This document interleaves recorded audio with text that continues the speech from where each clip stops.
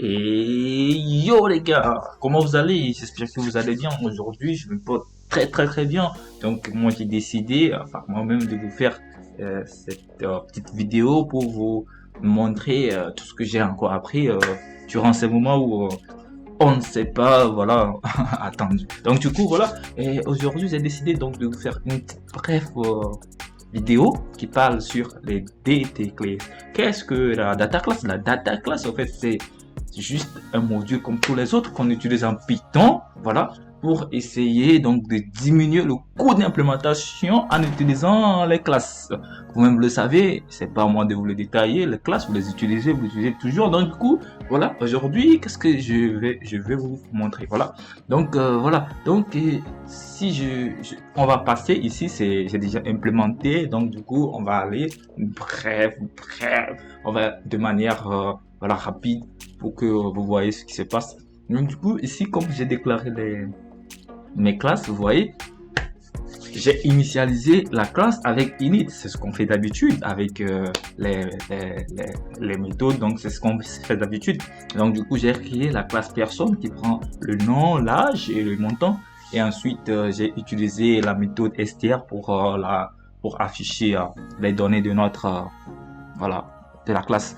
Ensuite, j'ai utilisé pour la même chose, la même méthode, j'ai utilisé data class que vous voyez ici. Ok, les amis. Donc, du coup, qu'est-ce que je vais faire? Premièrement, je vais vous donner l'importance d'utiliser la data class. Et ensuite, par rapport à deux aspects, euh, le premier aspect plutôt touche côté affichage des données de la classe. Et donc, du coup, un deuxième aspect, je vais plutôt m'intéresser au coût d'implémentation. Voilà. Donc, du coup, sans plus tarder, vous voyez ce qui se passe. Donc, du coup, voilà. Euh, alors, je vais ici. Tac. Ça, c'est la première méthode. Vous êtes d'accord avec moi? Donc, du coup, tac. La première méthode, je vais donc mettre ici true. Si vous voyez, en fait, j'ai bloqué la partie pour que ça soit indépendant. Donc, du coup, en fait, je vais afficher ma classe que j'ai initialisée par les noms Abel, 15 et 10 000 euros. Et donc, du coup, je vais essayer de voir ce qui se passe. Je vais lancer. Tac. Vous voyez que ici, on a obtenu plutôt quoi? Plutôt une adresse de la classe et non les informations de la classe. Maintenant, on va faire la même chose en utilisant la deuxième méthode, c'est-à-dire la méthode avec les data classes. Et donc, du coup, je vais essayer de plutôt supprimer cette partie et de tac. Et on va faire les mêmes choses. Donc, du coup, si vous suivez la logique, ici, je vais mettre false pour pouvoir activer l'autre cellule. Voilà. Donc, du coup, c'est ce qui se passe. Vous allez voir, les amis, vous voyez. Ah, regardez. Ici, on parvient à obtenir les informations de notre classe. Abel, 15, 10 000 euros. Donc, déjà, si vous voyez les aspects, c'est-à-dire ici, même si il n'y a pas cette partie, en 1, 2, 3, 4, disons 6 lignes, ce qu'on fait ici ne dépasse pas ce qu'on a, genre, dépasse largement ce qu'on a fait en haut. Plus que pour pouvoir avoir les informations de notre classe, il va falloir activer la méthode STR. Or, ici, on n'a pas besoin, vous voyez? Donc, du coup, déjà, en parlant de l'importance, vous voyez que déjà, on n'a pas utilisé l'initialisateur. À plus, on n'a pas utilisé la méthode STR, mais tout semble normal et mieux. Maintenant, ça, c'est parler de, disons, aspect de réduire, disons, en quantité le code. Et ensuite, on va parler donc de l'aspect diminuer le coût d'implémentation. Pour ce faire, qu'est-ce qu'on va faire? Pour diminuer le coût d'implémentation, bon, du coup, on va pas se focaliser sur ça, on peut laisser. Ouais, on va laisser les deux, on va voir. On va laisser les deux. Tac. Et on va voir.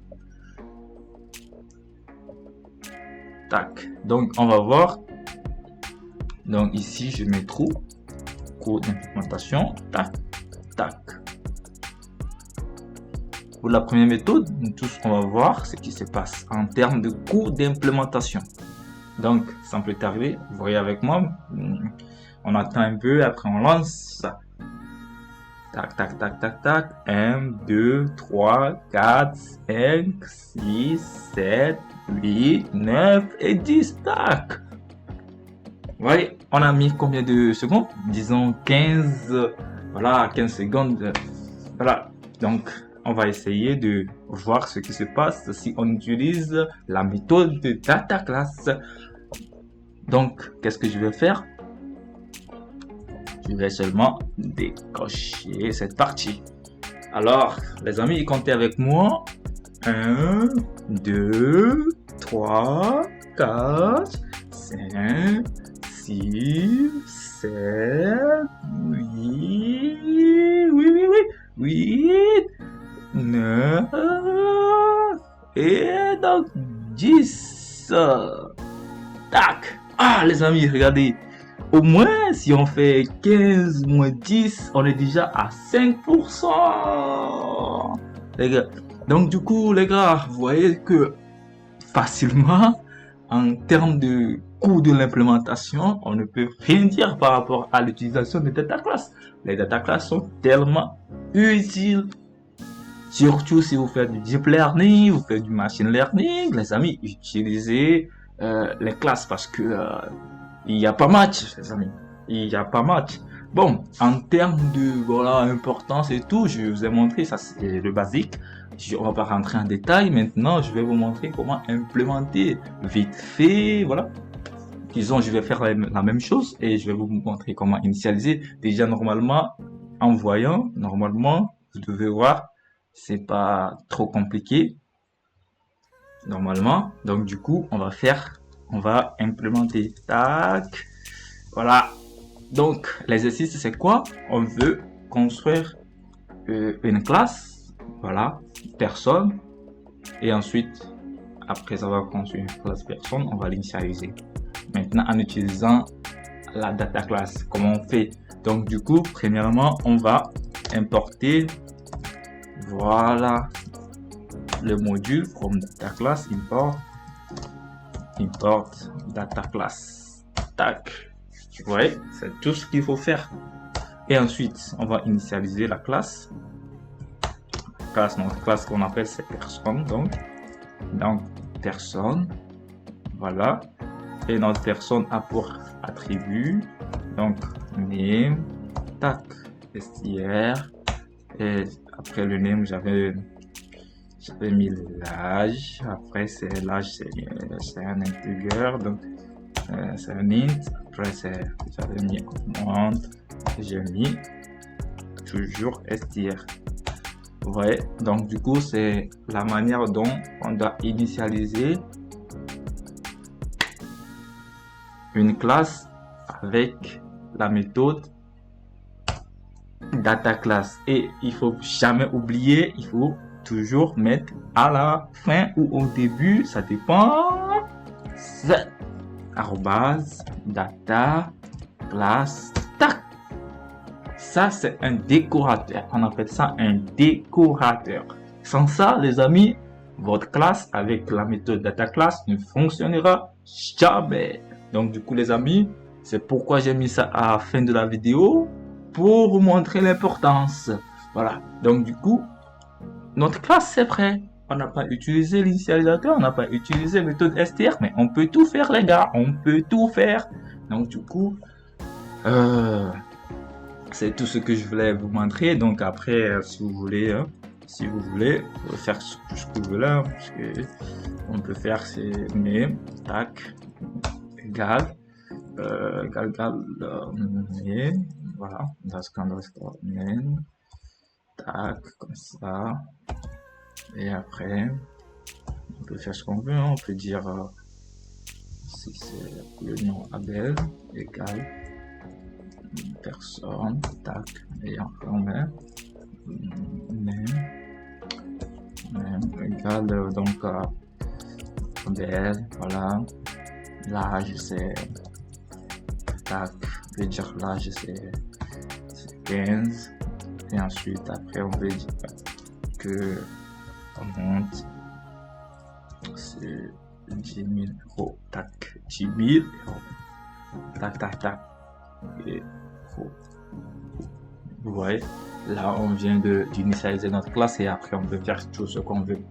Bon, en quelque sorte, c'est tout ce que je voulais vous montrer aujourd'hui par rapport à l'importance des data classes dans la manière dont vous écrivez vos classes. Donc du coup, on va essayer de voir aussi d'autres choses dans les prochaines vidéos. Les gars, n'hésitez pas de vous abonner, c'est ça qui me fait plaisir, c'est ça qui m'encourage. Donc d'ici là, portez-vous bien, je compte sur vous, je crois qu'on peut aller ensemble et tout faire ensemble. Donc du coup, les gars, ciao ciao.